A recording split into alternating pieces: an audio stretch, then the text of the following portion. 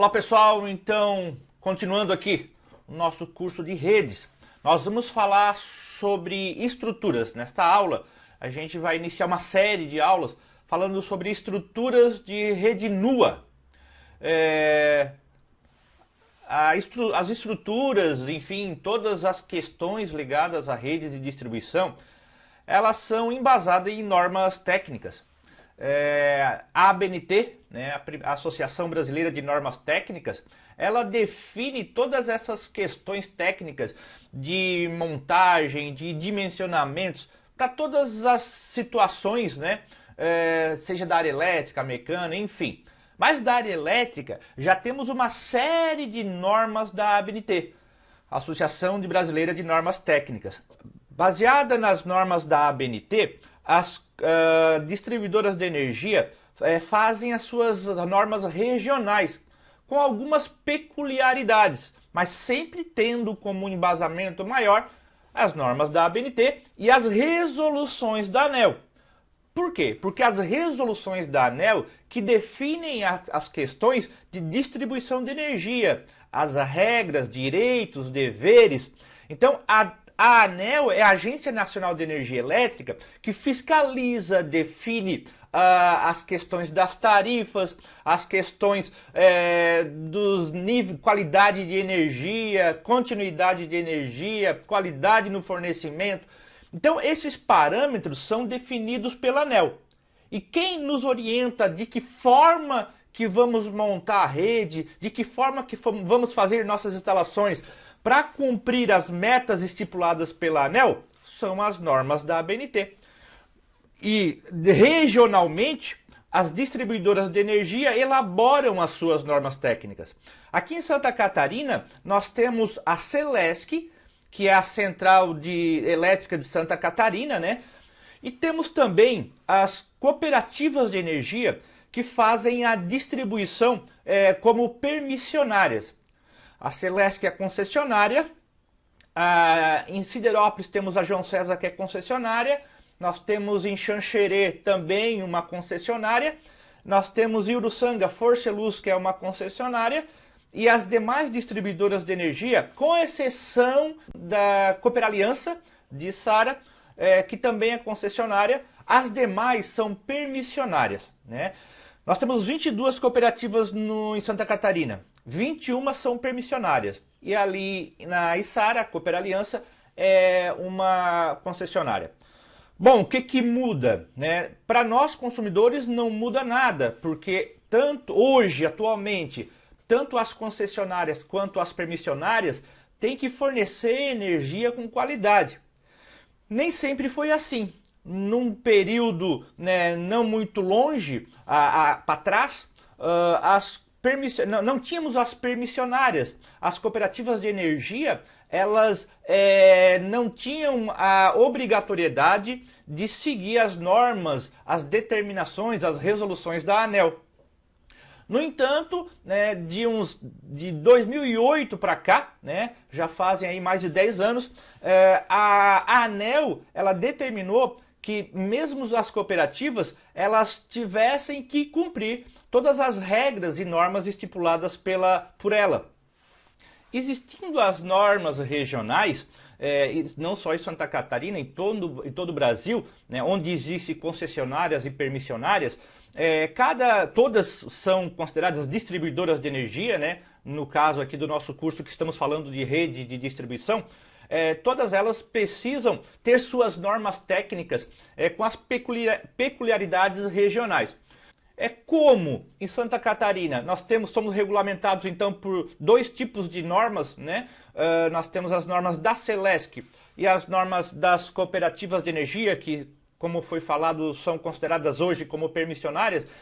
Apesar de parecidas, existem peculiaridades, né? E nós aqui no nosso curso de redes, nós vamos estar abordando as duas normas.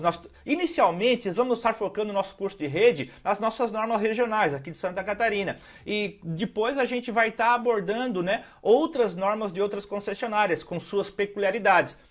Apesar que todas estão embasadas nas normas da ABNT e normas da ANEEL.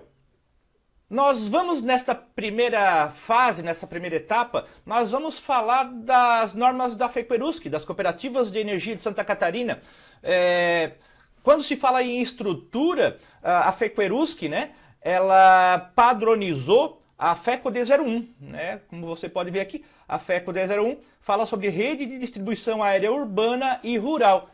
Todas as cooperativas de Santa Catarina, no total de 22 cooperativas, elas usam a FECO-D 01 como referência. Tivemos oportunidade de contribuir na elaboração dessa norma. Em 2008 ela começou a ser elaborada e a gente teve ali a oportunidade de participar dessa elaboração. Essa norma inicialmente demorou 2 anos para ser construída. É uma norma, a mais espessa, né? Ela é grossa, essa norma, porque ela tem muitos desenhos. Você vai ver que nela a gente vai ver todas as estruturas, né, ou as mais usuais, desenhada e com lista de material, enfim. No decorrer da aula você vai observar, né, como que funciona a FECO-D 01, né, a norma da FECUERUSC, que pertence, na verdade, a FECUERUSC é uma federação das cooperativas de Santa Catarina, né? Vamos falar então um pouquinho da FECO-D 01. A FECO-D 01, ela já fala, iniciando, né, sobre que cabe à distribuidora vistoriar a entrada de serviço de energia elétrica até a medição. Então a responsabilidade, né, seja a cooperativa, seja a Celesc, seja a CEMIG, seja qualquer distribuidora de energia, ela tem a obrigação de vistoriar, fiscalizar a rede de energia até a medição. Não cabe à distribuidora as instalações internas. Não é de responsabilidade, né, e não é obrigação da distribuidora estar verificando as instalações internas. Na verdade, sugere-se que não faça isso, né? Não faça isso. Por que a gente sugere que não faça isso, que não faça a vistoria ou nem mesmo adentre a unidade consumidora, né, daquele cliente, daquele consumidor? Porque uma vez que tu vai, de repente, tentar ajudar lá aquela unidade consumidora, porque deu um problema lá no disjuntor interno, quando se quando se faz algum procedimento, de certa forma se assume a responsabilidade. Se porventura vier a dar algum problema posterior, quem mexeu por último muitas vezes vai levar ali a responsabilidade, né? Então, como a ANEEL determina que a responsabilidade é até a medição, né?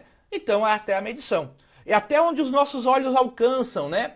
Claro que a gente não pode ser negligente, né? Não pode ser omisso. Se tu está na medição, vistoriando a medição e percebeu que o ramal de entrada que está entrando lá na casa, ele está derretendo lá na entrada da casa, tu não pode ser omisso, né? Então até onde os nossos olhos alcancem, né, da medição.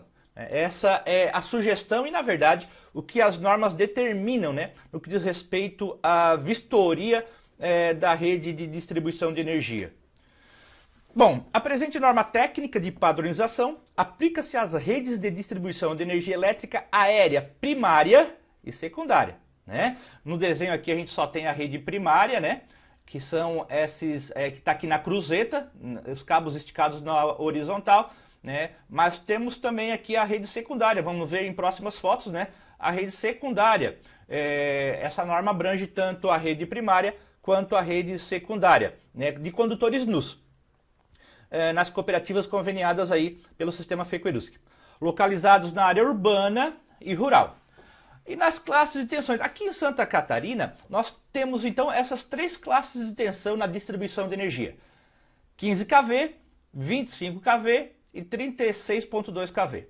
A classe 15 kV seria o nosso 13.8, né, que é o que é mais utilizado, né, em toda Santa Catarina. Grande maioria da rede primária é 13.8.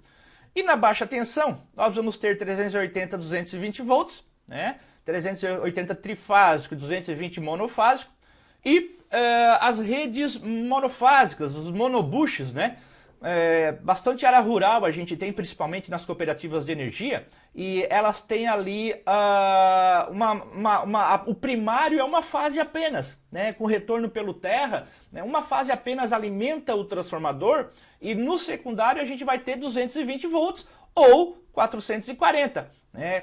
O que é esse 440? Na verdade é uma bobina única, né, nos casos, né, aqui é uma bobina única, onde metade do centro da bobina até um extremo eu meço 220 e do centro da bobina até o outro extremo é outro 220. Então chama-se que seria o bifásico na baixa tensão, né?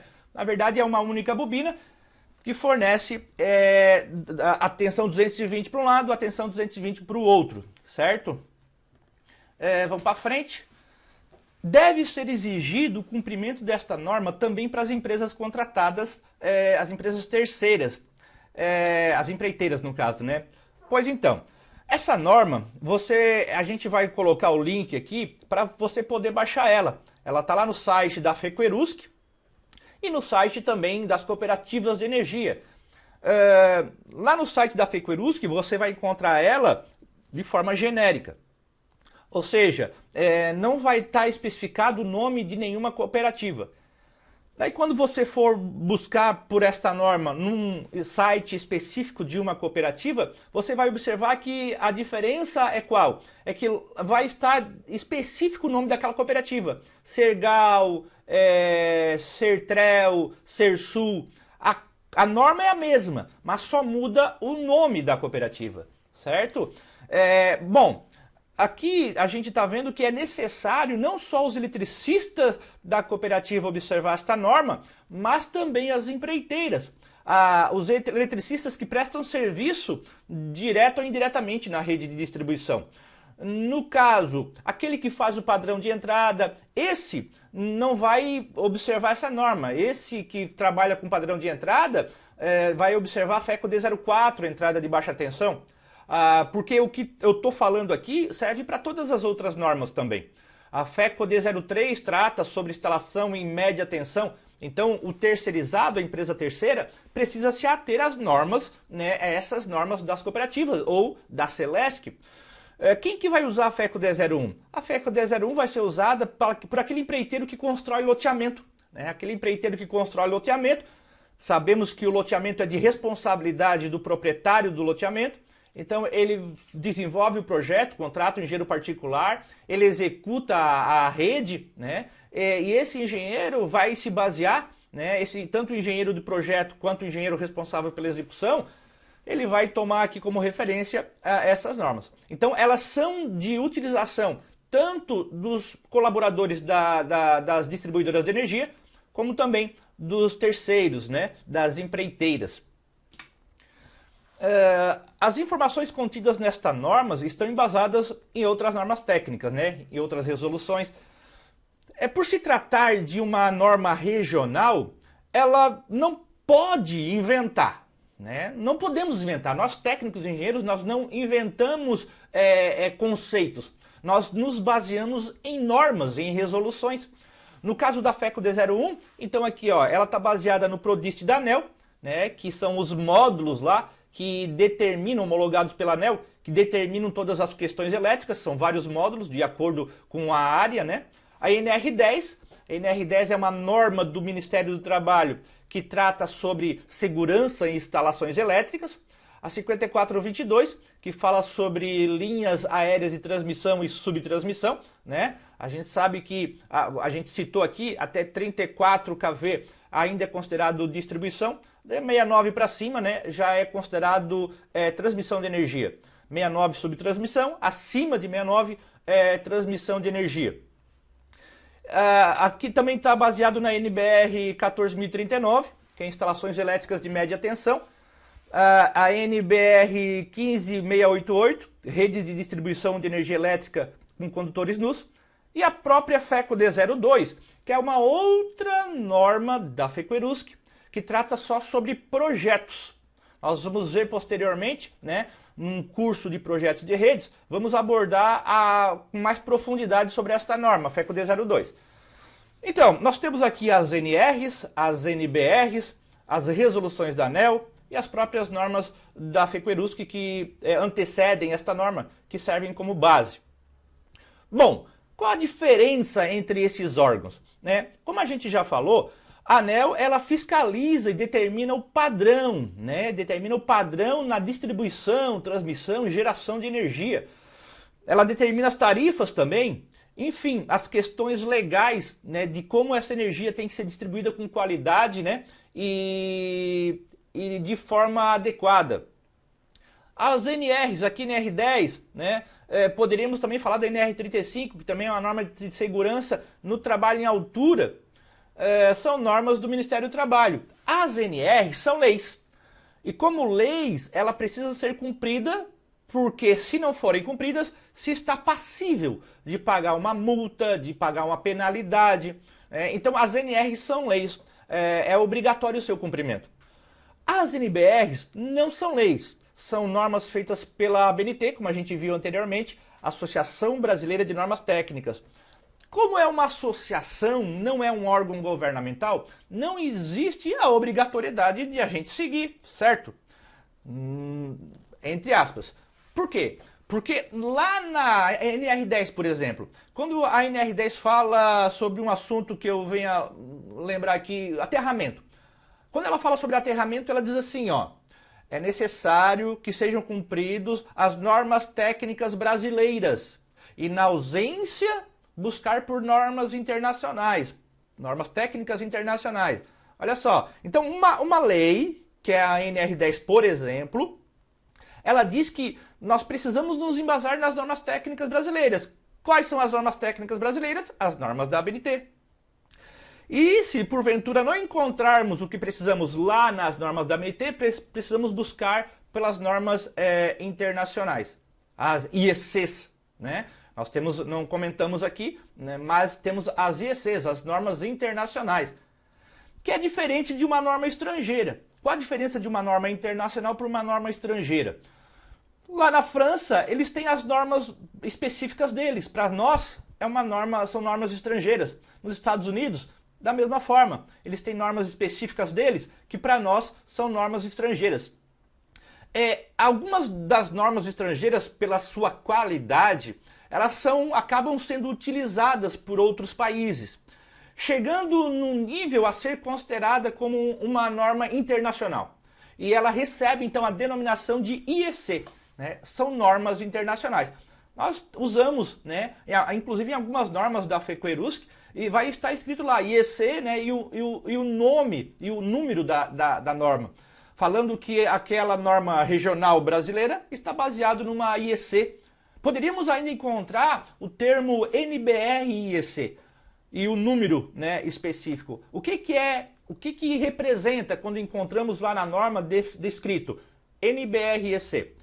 Representa que é uma norma brasileira que tomou posse, talvez não seja o termo certo, mas que usou de uma norma internacional, traduziu e usa aqui nas nossas instalações brasileiras. Então, só que nós não podemos fazer plágio. Fazer plágio é crime. Então é necessário deixar um termo dela original. IEC 8424, certo? E botamos a NBR na frente, porque para deixar claro que a gente traduziu esta norma e usa aqui como nas nossas instalações no Brasil.